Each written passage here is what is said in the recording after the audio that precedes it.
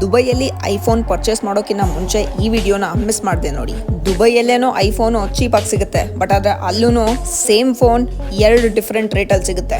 For example iPhone 16 Pro Max 512GB India ಅಲ್ಲಿ 1,56,000 rupees ಆಗುತ್ತೆ. ಇದೇ ಫೋನ್ ದುಬೈಯಲ್ಲಿ ಎರಡು ಪ್ರೈಸ್ಗೆ ಹೆಂಗ್ ಸಿಗುತ್ತೆ ಅಂತ ನೋಡೋಣ. ಫಸ್ಟ್ ಒನ್ ಬಂದು ಮೋಸ್ಟ್ ಜೆನ್ಯೂನ್. ಇದ್ರ ಮೇಲೆ ನಿಮ್ಗೆ 1 ವರ್ಷದ ವ್ಯಾರಂಟಿ ಸಿಗುತ್ತೆ.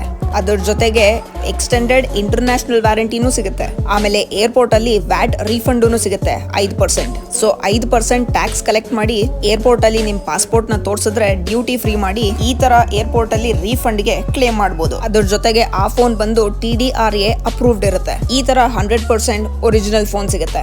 ಸೊ ದುಬೈಯಲ್ಲಿ ಅದೇ ಸೇಮ್ ಫೋನ್ 1,30,000 ರೂಪಾಯಿಗೆ ಸಿಗುತ್ತೆ. ಸೊ ವ್ಯಾಟ್ ರೀಫಂಡ್ ಸಿಗೋದ್ರಿಂದ 35,000 ರಿಂದ 40,000 ರೂಪಾಯಿ ಇಂಡಿಯಾಗಿಂತ ಚೀಪ್ ಆಗಿ ಸಿಗುತ್ತೆ. ಇದೇ ಫೋನು ನೀವು ದುಬೈಯಲ್ಲಿ ಮೀನಾ ಬಜಾರ್ ಇಲ್ಲ ಡೇರಾ ಅಲ್ಲಿ ತಗೊಂಡ್ರೆ 1,15,000 ರೂಪಾಯಿಂದ 20,000 ರೂಪಾಯಿ ತನಕ ಬೀಳುತ್ತೆ. ಆದ್ರೆ ಈ ಫೋನು TDRA ಅಪ್ರೂವ್ಡ್ ಇರಲ್ಲ. ಇದ್ ಹೆಂಗ್ ಗೊತ್ತಾಗುತ್ತೆ ಅಂದ್ರೆ ಡಬ್ಬ ತಿರುಗಿಸಿದ್ರೆ TDRA ಮಾರ್ಕಿಂಗು ಇರಲ್ಲ, ವ್ಯಾಟ್ ರೀಫಂಡೂನು ಸಿಗಲ್ಲ.